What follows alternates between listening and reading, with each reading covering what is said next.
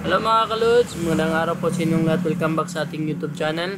Bago ko pa lang sa ating YouTube channel, huwag kalimutan mag-click subscribe and i-click mo na rin yung notification bell para always ka updated sa mga bagong video nating upload dito sa ating YouTube channel. So for this video po, ay tuturo ko naman po sa inyo kung paano po mag-install ng Microsoft Office. So kung gusto niyo pong mag-avail sa mga beginners, sa mga wala pang alam, yung mga mahirapan po magbili ng license kasi mahal po, PM nyo lang po si Sir Jun, napakamura lang po mga kaludi and madali lang po ang gawin, wala na po kayong problema, step by step.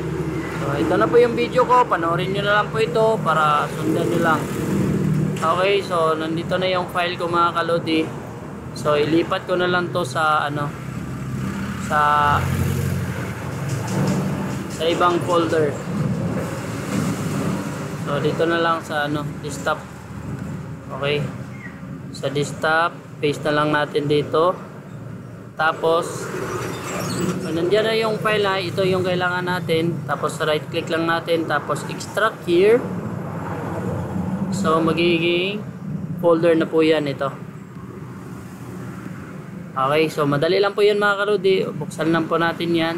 Tapos unang step natin, ito mga kaludi, itong BGC25, makikita po natin yan mamaya kung anong purpose niyan kasi wala namang laman yan.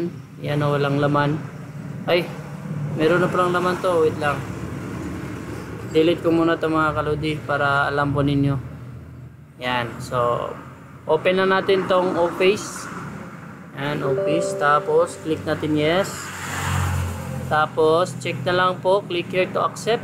Software license term. Okay. Punta po tayo dito sa this PC. Hanapin natin yung file manager po natin. Ito, BGC. Tapos BGC 25. Ayan. Para dyan po ma-extract yung program. Okay, so extracted na. Tapos buksan natin. Yan. Delete natin ito mga kaludi kasi hindi natin yan kailangan. Yung setup na lang po ang matitira. Then copy natin tong configuration, copy, tapos paste here at BGC 25 po, paste. Ayan, buksan natin tong readme first and ready po yan for instruction. Okay, so na-setup na po natin lahat. Yan. Kapag na-set up to po natin lahat, dito na tayo sa next step, itong Open CMD Administrator. Okay?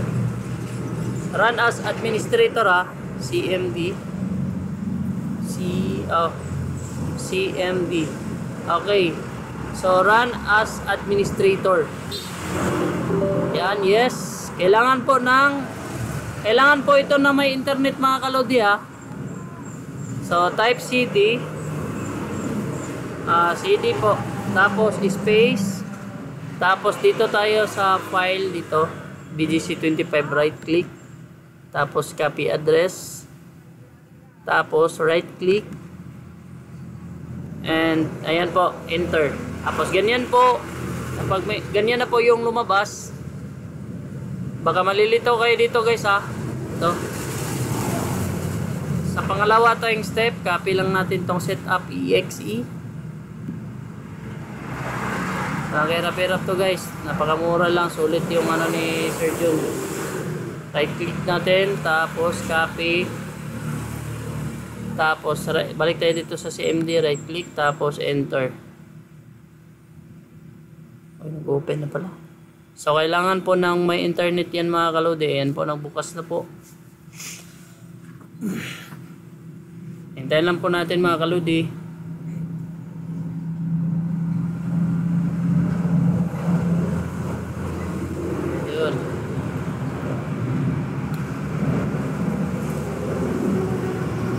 So, pwede na natin itong i-minimize. Yan na po, lumabas na po siya. Yan. Kailangan po siya may internet mga kaludi. Okay.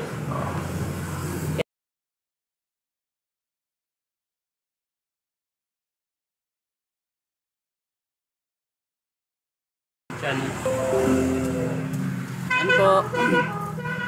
So kapag ganyan na po ang lumabas guys, i-click nyo lang po itong close. So try natin itong Microsoft natin kung Microsoft. Yan. So, ang maganda kasi dito guys, kapag matapos na po siyang mag-install, i-restart nyo muna. Pero sa akin, kasi tutorial lang, try natin to. Sunod. Word pala, Word. Yan, try natin Word kung magbukas pa. So, ganyan po.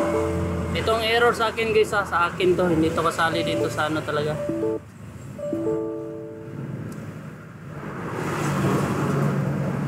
Ayan na po siya guys.